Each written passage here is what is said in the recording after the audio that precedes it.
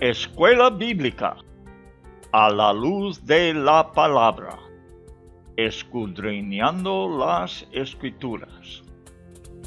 Oh, cantadmelas otra vez, bellas palabras de vida. Hallo en ellas mi gozo y luz, bellas palabras de vida. Sí. Luz a las Naciones, canal cristiano de comunicación, presenta A la luz de la palabra, un estudio expositivo de la palabra de Dios, una presentación minuciosa de toda la Escritura, porque es inspirada por Dios y útil para enseñar, para redarguir, para corregir, para instruir en justicia, a fin de que el hombre de Dios sea perfecto, enteramente preparado para toda buena obra. Palabras de vida, bondadoso te salva y al cielo te llama. Qué bellas son. Escuela Bíblica a la luz de la palabra, edificando sobre la roca. Qué bellas son, bellas palabras de vida.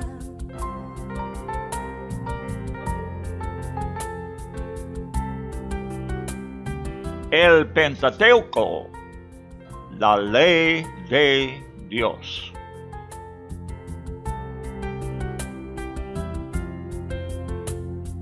Grato el cántico sonará, bellas palabras de vida. Tus pecados perdonará, bellas palabras de vida. Sí, de luz y vida, son sostén y guía. Qué bellas son, bellas palabras de La prosperidad de ninguna manera es mala, pero sí es peligrosa espiritualmente. La Biblia revela, esta fue la maldad de Sodoma, tu hermana. ¿Cuál maldad? Soberbia, saciedad de pan y abundancia de ociosidad. Dice en el profeta Ezequiel, capítulo 16, versículo 49, la llevó a Sodoma a una perversidad horrible. La prosperidad en general de ganado y rebaño, del dinero representado en la Biblia con oro y plata, fácilmente trae la maldición sobre el carácter, resultando en el orgullo, levantando al hombre a un nivel de ignorar a su Dios. La bendición en Israel del materialismo desvanece las experiencias mucho mayores. Cuando vivieron en el poder sobrenatural de Dios, obrando por ellos, sacándoles de su horrible esclavitud en Egipto y sosteniéndoles en un desierto donde tenían la necesidad de depender de Él todos los días. En verdad es más fácil vivir la vida cristiana así. Hay que contemplar lo que Egipto y el desierto significa para nosotros en términos espirituales. La esclavitud de Egipto representa el pecado, el mundo y Satanás. El desierto de grandes pruebas donde apareció el poder de Dios en medio del desierto, grande y espantoso, lleno de serpientes ardientes, escorpiones y de sed, donde no había agua, y Él te sacó agua de la roca del Pedernal. que te sustento con maná en el desierto? Se trata el desierto de un ambiente que exigía una manifestación continua de la mano de Dios en sus vidas. Hay algunos que dicen ser cristianos, que no saben de estas cosas desconocidas, como es el maná. Hay los que dicen que jamás han visto un verdadero milagro del poder celestial experimentado aquí en la tierra, cosa que el ojo no ha visto, ni el oído ha oído, ni la mente ha imaginado. Pero para Dios un camino normal es el camino de aflicciones y pruebas. Pero Dios en eso tiene la intención buena, que por esta manera llevarnos a bienes mucho más grandes, mucho más altos. Muy buenas tardes, amigos. Bueno, estoy pensando, ¿verdad? Y intentando de hablar una vez más de las ricas bendiciones que Dios tiene preparadas para su pueblo. Pero tenemos que pasar por pruebas y luchas, porque lo que experimentemos en la vida, normalmente, físicamente o materialmente, hace un bien en nuestro ser interior, enriquece el espíritu. Es lo que enseña el Nuevo Testamento. Pablo lo enseñó mucho, de que cuando él perdía, en verdad estaba ganando. Él pudo ver el beneficio espiritual que el sufrimiento le dio en su vida. Bueno, estamos para empezar otra vez el estudio en el libro de Deuteronomio. Y estamos en capítulo 8, terminándolo ya, encontrando muchas riquezas que Moisés les está enseñando a su pueblo. En verdad, lo que yo estoy viendo en este estudio es que Dios siempre ha querido lo mismo de su pueblo.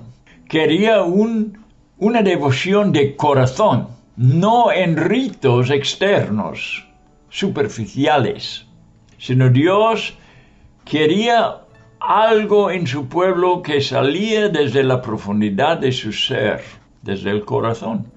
Y estamos viendo que está en contra de la soberbia humana, que especialmente en las cosas que tienen que ver con la gracia. ¿Qué quiero decir? Bueno, podemos ver en el capítulo 8 que Moisés está avisándoles, tener cuidado que cuando son prósperos, que no se olviden de Dios y piensen, yo lo he hecho, yo he podido, con mi inteligencia, con mis talentos, con toda mi capacidad, he podido yo enriquecerme, he podido llegar a tener todos estos beneficios que tengo.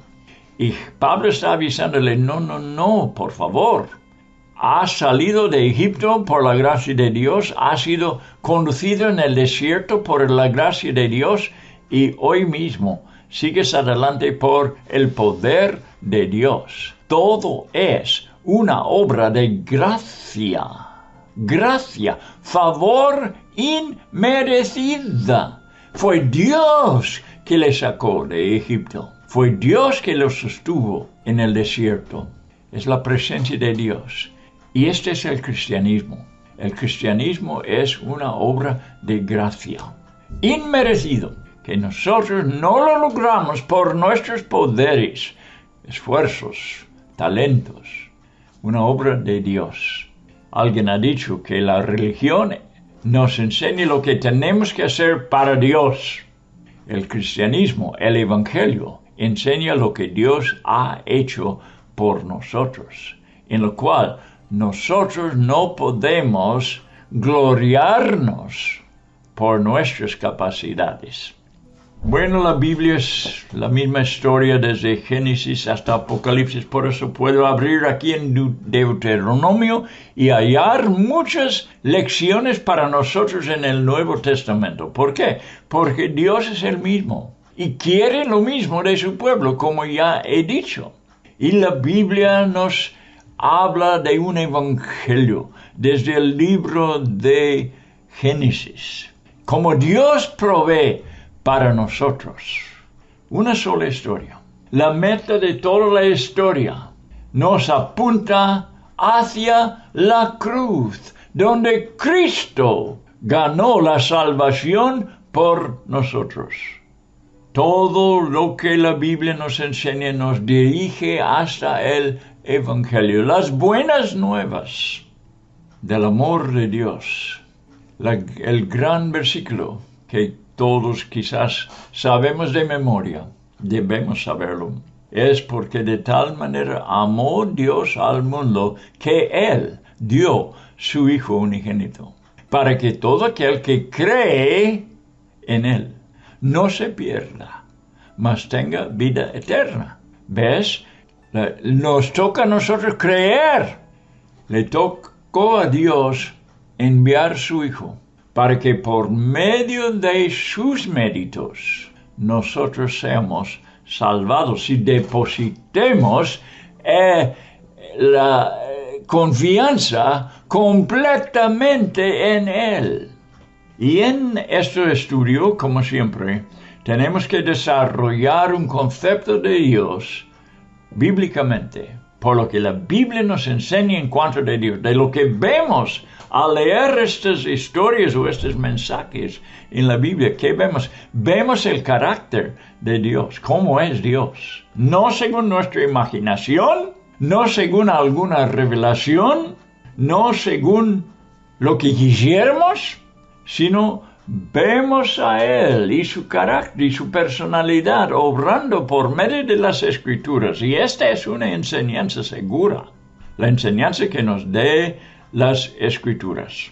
Es exigente que andemos bíblicamente.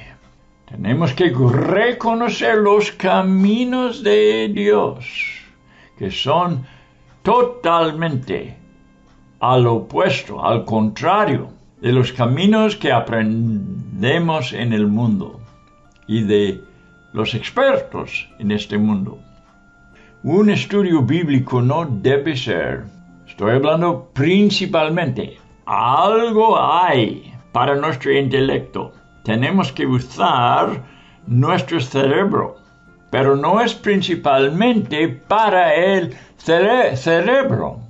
Es un estudio que no satisface la parte intelectual de nosotros, ni es emocional. Hay muchos que van por sus sentimientos, especialmente religiosamente. Quieren sentir algo, quieren que sus emociones sean estremecidas, movidas. Sino el estudio bíblico es algo que captemos en la profundidad de nuestro ser, lo que se llama la Biblia el corazón, el espíritu. Tenemos que captar las Escrituras espiritualmente, algo que entonces penetra al corazón y permanece con nosotros para siempre. Porque las Escrituras son básicamente espirituales. Yo sé que son palabras que hemos aprendido a leer, pero es mucho más. Hay cosas, o sea, es básicamente espiritual. Y tenemos que captar la espiritualidad al estudiarlas. Bueno, lo peor de todo, el peligro peor de todo que hay para la humanidad, como fue para Israel, en lo que estamos estudiando en Deuteronomio 8. Voy a leer versículo 17. Esta es lo peor que puede pasar, os digo. Si tienes la Biblia abierta, puedes seguir conmigo. Capítulo 8 de Deuteronomio, versículo 17. Esto es lo peor. Y digas en tu corazón, mi poder y la fuerza de mi mano me ha traído esta riqueza. Esta es un error tan grande. Esto se llama obras aquí, obras muertas. O sea, esta actitud de pensar que nosotros hemos logrado algo que los israelitas no digan, ya que, bueno, ha entrado en la prosperidad, ha entrado en la tierra prometida, se aumenta el ganado, se aumenta la manada, se aumenta el oro, se aumenta la plata, y al final, ¿qué dicen ellos? Lo he hecho yo. Yo lo he logrado. Cuando desde el principio fue una obra de Dios y no de ellos. Él los sacó de Egipto, Él los sacó de la esclavitud. Él los llevó en un desierto donde hubieran muerto todos, si fuera por su propia capacidad. No, Dios les sostuvo sobrenaturalmente porque no hubo suficiente comida y agua en el desierto. Dios los llevó. Todo el crédito era para Dios. Toda la obra era de Dios y esta se llama gracia. Favor inmerecida. Ese es lo peor, digo. Cuando el hombre no atribuye todo el éxito a quien con Q mayúscula, a quien le debemos todo el honor y la gloria. Y en lugar de dar a él la gloria, tomamos crédito nosotros. Gran error, horrible orgullo, arrogancia. Qué engañoso es el ego en el corazón del hombre. Estudie bien este versículo que Pablo dio a los corintios. Les pregunta, hasta que lo entiendes con claridad. Este es el versículo. Digo, estúdialo, hermano. Estúdialo. Hasta que lo entiendes bien lo que Pablo está diciendo. Escribió esto.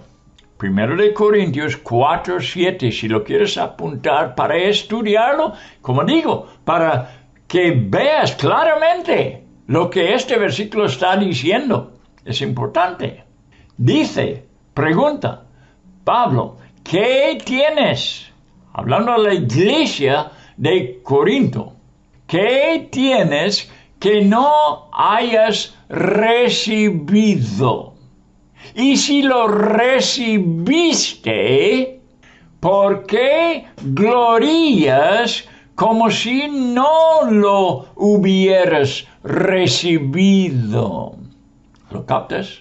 ¿Puedes ver lo que está diciendo aquí? Voy a empezar a decirlo con otras palabras. A ver si puedo ayudaros a ver lo que está diciendo. Voy a parafrasear un poco. Como cristianos, aquí la pregunta para nosotros. La misma pregunta que está dando Pablo. ¿Qué tenemos que no hemos recibido por la gracia y no por obras? Si nos fue dado como un regalo, ¿por qué jactamos como si lo hemos ganado por nuestros muchos esfuerzos, por nuestra inteligencia y por nuestros talentos? La gloria pertenece solamente a Dios, en el Israel antiguo como en la iglesia, y cada miembro de la iglesia. En verdad, el Señor está tratándoles con mucha paciencia al hablarles de esta manera. ¿Ya lo entiendes? Al decir que tienes que no hayas recibido, ¿qué quiere decir? No lo has ganado, no es un salario, no es algo que Dios nos debe, sino nos ha regalado por su pura gracia y amor. Y si así es, que Dios nos ha dado todo lo que tenemos en Él, ¿por qué glorías? ¿Por qué estamos jactándonos como si nosotros hubiéramos ganado por los talentos nuestros? Espero que lo puedas captar totalmente este versículo. Es importantísimo que lo entiendas. Si no, la otra manera de ver las cosas y confesar que yo he buscado a Dios, yo vine y acepté a Dios, yo acepté el Evangelio, yo me entré y he estado sufriendo mucho y estoy haciendo mucho para Dios. Esta no es la confesión que debes tener. La gran confesión es esa. Yo iba en un camino contrario, huyendo de Dios, lejos, lo más lejos que pudiera llegar, y Dios me detuvo, me paró y empiece una obra en mi corazón que no fue obra mía, sino una obra del Dios del cielo, que me empiece a ver que soy un gran pecador, que no merezco nada. Dios, por su amor y por su misericordia, me perdona todo, me salva, me limpia de todo pecado, me transforma de un pecador a un santo, me transfiere del camino de las tinieblas al camino de luz. Y en lugar de seguir yéndome para la condenación del infierno, estoy en el camino de la vida eterna y la gloria eterna en la presencia de Dios. Nada por mí, sino por Dios y por su misericordia. Este es el Evangelio. En versículo 18, acuérdate de Jehová tu Dios. No habla, dijo Moisés, de lo que has hecho, sino acuérdate de Jehová tu Dios, porque Él te da el poder para hacer las riquezas. Si llegas a ser rico, es porque Dios te da el poder. Por eso otra vez digo, no es pecado ser rico, pero es muy peligroso. Si tú tomas el crédito, porque yo soy muy inteligente, yo he concebido un plan y he llegado a tener tantas riquezas. No. Esto diría un pecador, tomando el crédito por todo lo que tiene, pero solamente lo tendrá en la tierra, porque después de la muerte se pierde todo. Pero Dios sí da poder para hacer las riquezas. No dice aquí acumular las riquezas, sino hacerlas. Un negociante, creo que voy a hablar aquí enseguida de un negociante, sí. Pero déjame decir primeramente, donde dice aquí, acuérdate de Jehová tu Dios, porque Él te da el poder para hacer las riquezas, es su saber, es su poder, a fin de confirmar su pacto que juró a tus padres, como en este día. Merecen un regaño mucho más fuerte el pueblo, por exaltarse a sí mismo y olvidarse de Dios. Ahora quiero darles una historia de un negociante cristiano, a quien el Señor le dio el versículo, precisamente este versículo que hemos leído, y le dio a él como promesa. Lo sacó como si fuera sacarlo de la Biblia y lo puso en su corazón. Le dio esta promesa: te voy a dar el poder para hacer las riquezas. Él entendió que no fue para su propia riqueza, sino que fue el poder de Dios que le enseñó para hacer las riquezas, que le dio prosperidad. Era para avanzar el reino de Dios y no su propio reino. No sus casas, sus coches para sí mismo, nada para sí. Era para el reino de Dios. Para eso Dios da poder para hacer riquezas. No a todos, pero a algunos sí. Este hombre fue uno que entendió que Dios le hizo prosperar con sus negocios. Se aumentó los empleados y ganó mucho dinero, pero no para sí. Fue para el reino de Dios, y este hombre esparció sus riquezas, avanzando el reino de Dios en todo el mundo. Si me acuerdo bien, él dio la mitad de las ganancias a la obra misionera para anunciar el Evangelio en todo el mundo. Y utilizó su propia posición como negociante para ganar a otros negociantes y otras personas exitosas, un juez en un caso, les ganó para Cristo. Él usó su negocio como un testimonio para poder hablar del poder de Cristo. Y Dios le bendijo de sobremanera. Su negocio fue un ministerio para la gloria de Cristo. Y hay muchos testimonios de gente que encontraron las verdaderas riquezas eternas por medio de este hombre que les guió a Cristo. No olvida de Dios, quien por su poder y por su fuerza nos da todas las cosas. No digas en tu corazón, mi poder y la fuerza de mi mano me ha traído esta riqueza. Esta es una arrogancia, repito. Sino acuérdate, dice Moisés, de Jehová tu Dios, porque Él te da el poder para hacer las riquezas. Versículo 19 dice, mas si llegares a olvidarte de Jehová tu Dios, y anduvieses en pos de dioses ajenos, y les servieres, y a ellos te inclinares, yo lo afirmo hoy contra vosotros, que de cierto pereceréis. Es una garantía. Si no damos a Dios la honra, aunque podamos tener muchas cosas y amontonar cosas, riquezas en el mundo, perderemos todo. Te garantizo. Porque en la eternidad no vas a llevar riquezas.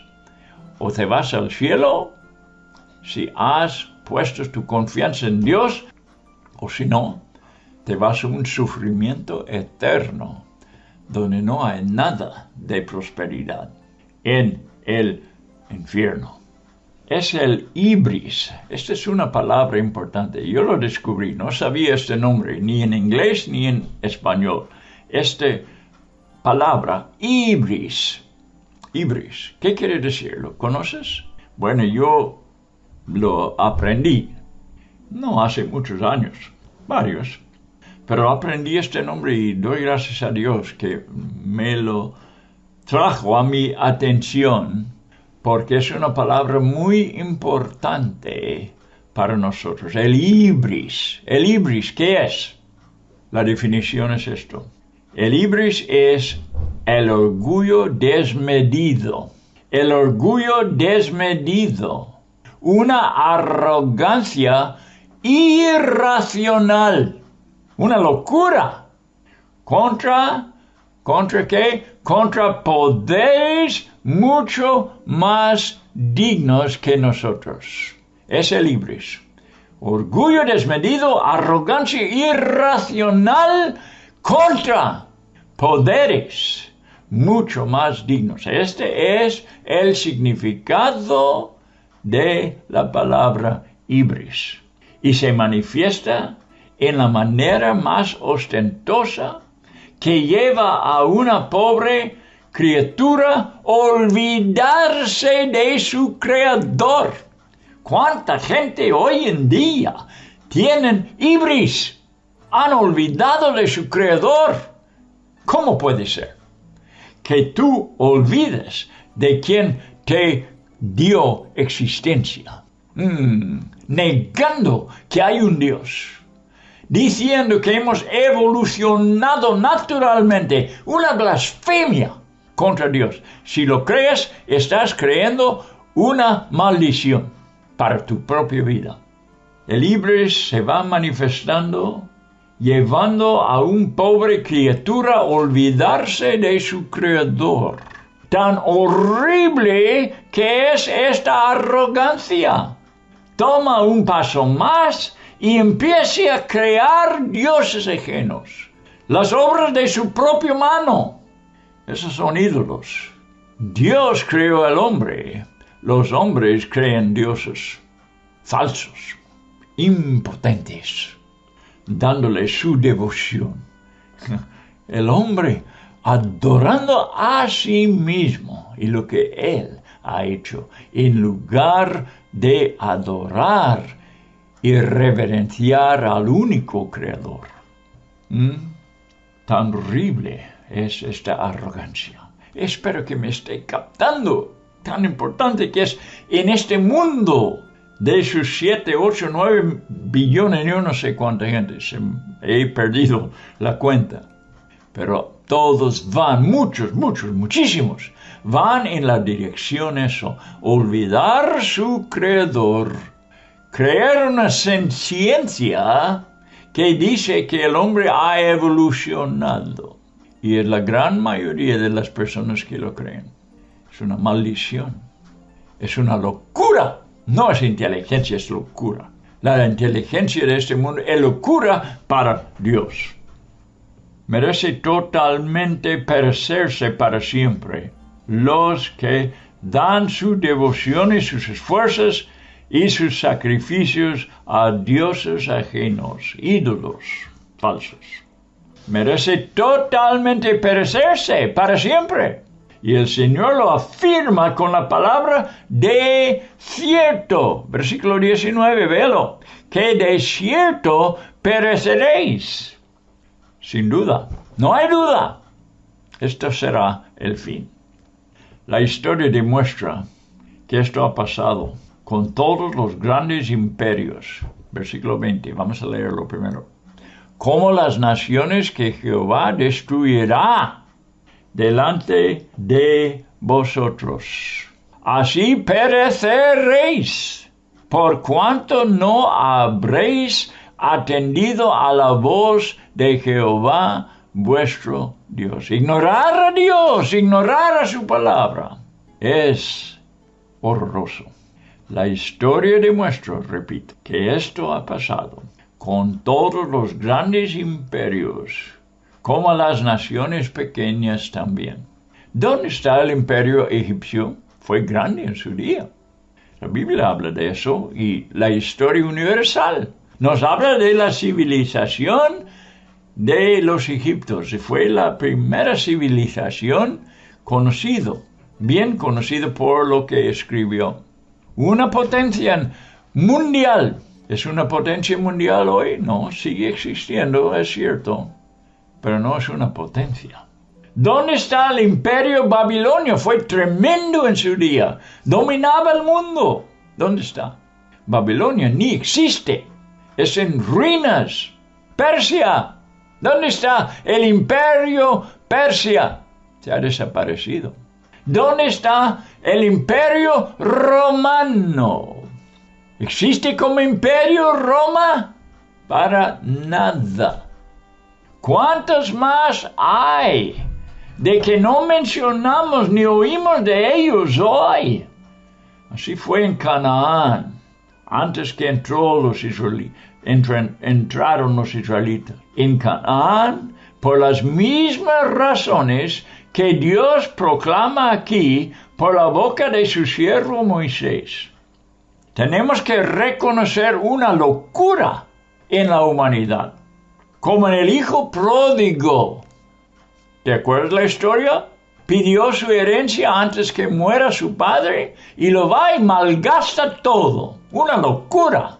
Todos los años que su padre se preocupó por tener una herencia para sus hijos y lo malgasta en rameras, dice, en amigos malos y se acaba el dinero. Totalmente. ¿No es una locura? Es una locura. Porque la Biblia dice cuando volvió en sí, cuando empezaba a reconocer la razón.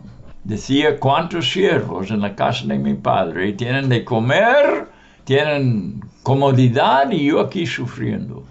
Porque después que se acabó el dinero, se acabó la comodidad. Se acabaron sus amigos.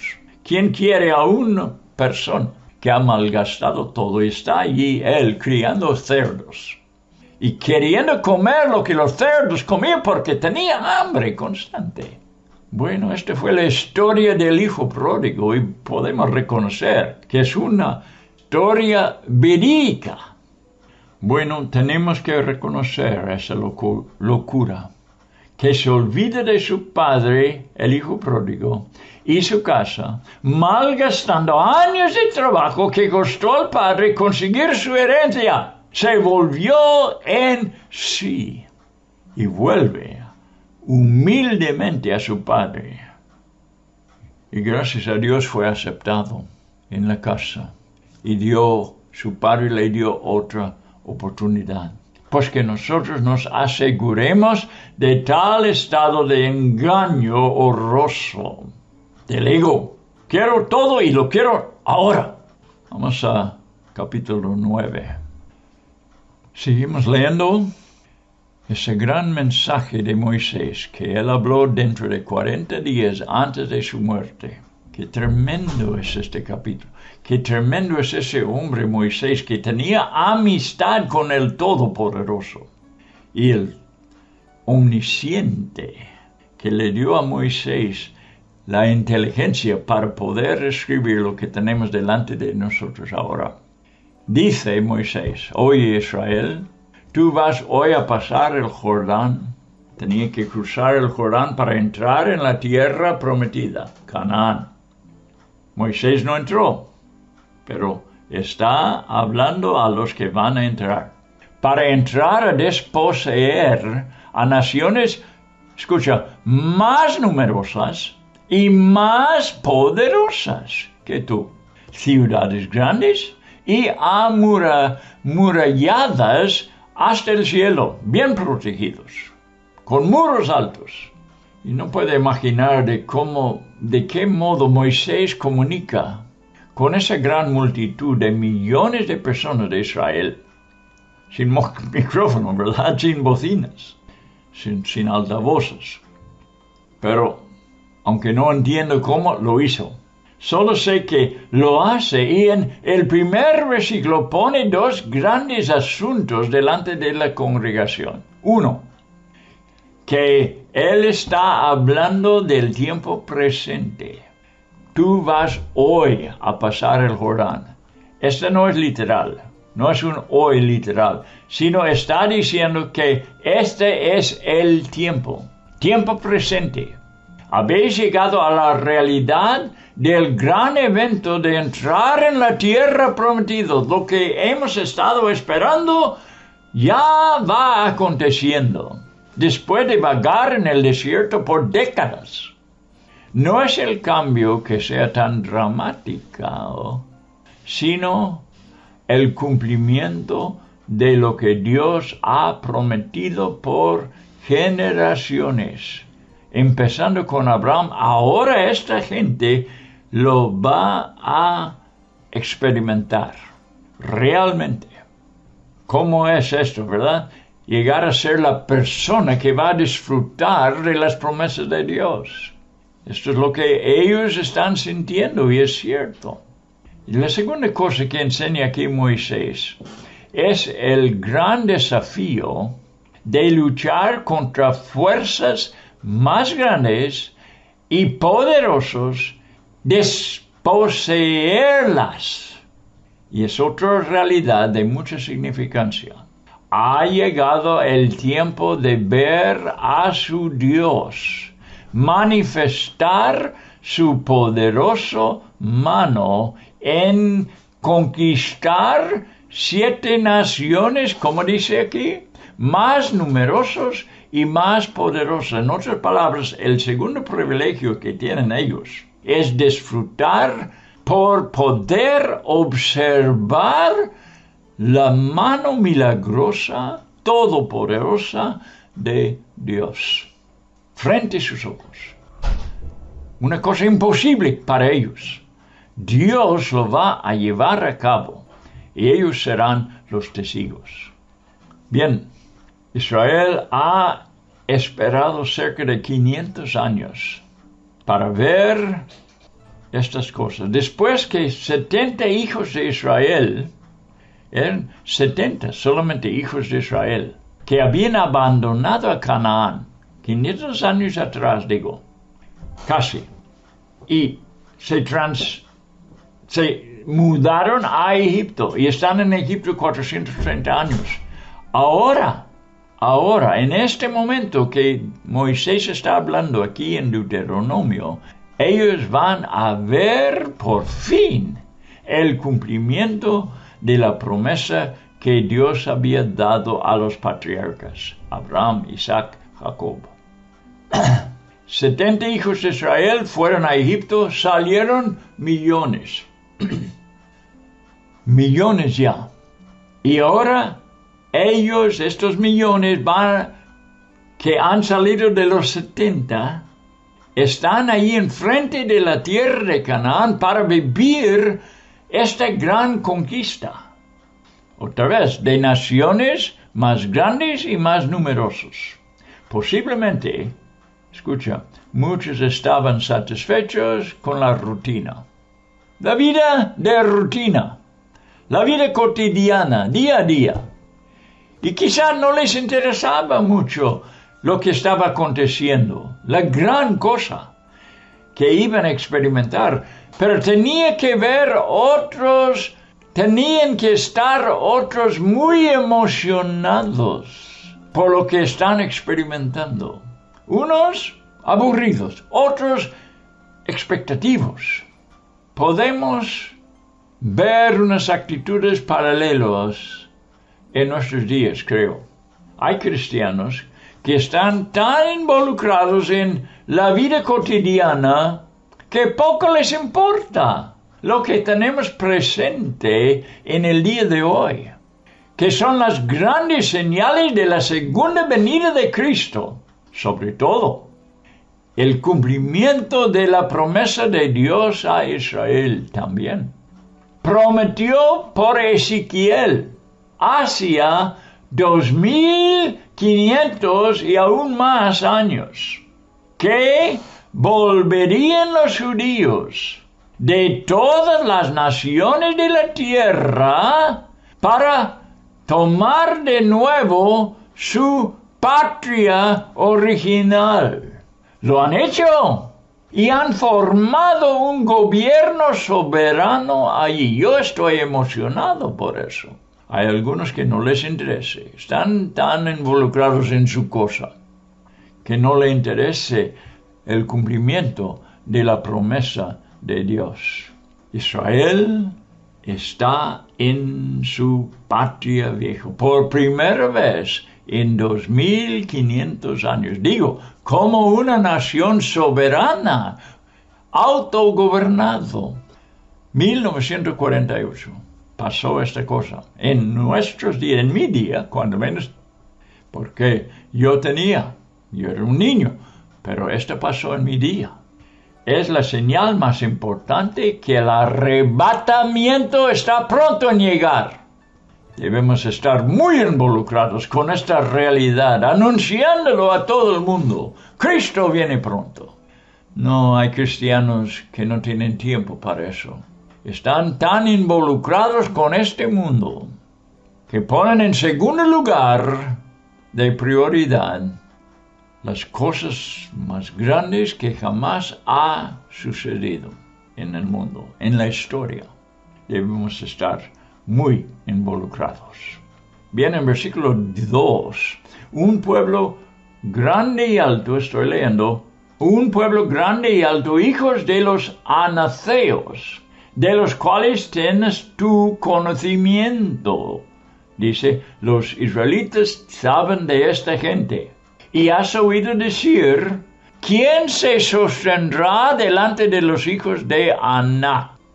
Vamos a hablar un poco de este versículo. Dios enfatiza que este es un mensaje de Dios. Y enfatiza la magnificencia de lo que va a ocurrir en la vida de los israelitas. Hablando de uno de los adversarios que ellos van a derrotar. Se llaman amorreos. Les hace recordar de su fama. Con esta pregunta, ¿quién puede resistir ante los hijos de Aná? ¿Por qué tenían esta fama? Porque entre los amorreos están los hijos de Anac, los famosos gigantes. En otros programas he hablado de que una nación o una raza de gigantes no es nada improbable. Que tenemos gente ahora que son gigantes comparándolos con los de hace 100 años. Aún. La gente parece, de una estatura siempre más alto. Yo lo veo en el baloncesto profesional. Gente alta como jamás en mi niñez se imaginaba. Yo siempre he seguido el deporte y esto lo noto. La gente ya en los equipos internacionales, los profesionales, son grandísimos. Es una raza de gigantes. Y bien, les hace recordar de su fama, de estos hijos de Anak, los famosos gigantes. Nadie ha podido conquistarles, pero Israel observará su caída. La voz de Moisés tiene que llenar de emoción al proclamar esa verdad, como también tiene que arder los fieles israelitas al escucharlo. Lo más emocionante, como ya he sugerido, es ver el poder de Dios en acción. Hoy mismo, oí de mi hijo testimonios de Dios obrando en las vidas de personas. Emocionante. No hay otra cosa mejor de escuchar la obra todopoderoso, milagroso de Dios obrando en los seres humanos. Dios está obrando. Dios iba a permitir que su pueblo viera su mano todopoderoso, que Él iba a vencer estos enemigos. Además, tener el consuelo, ellos, de que el Omnipotente les muestra preferencia, también es de mucha satisfacción. Es también el cumplimiento de su palabra profética, con que anuncia a su pueblo lo que ha de venir.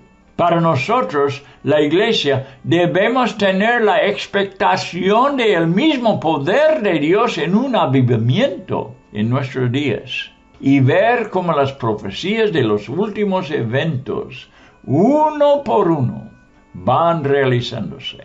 ¿Los tenemos como una realidad en nuestras vidas?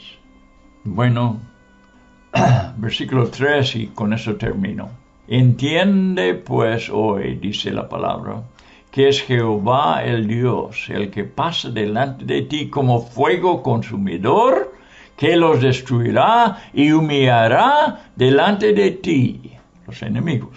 Y tú los echarás y los destruirás enseguida, como Jehová te ha dicho.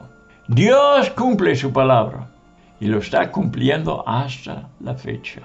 Es una gran bendición de estar al lado de Dios, mientras que va obrando en el mundo entero en nuestros días.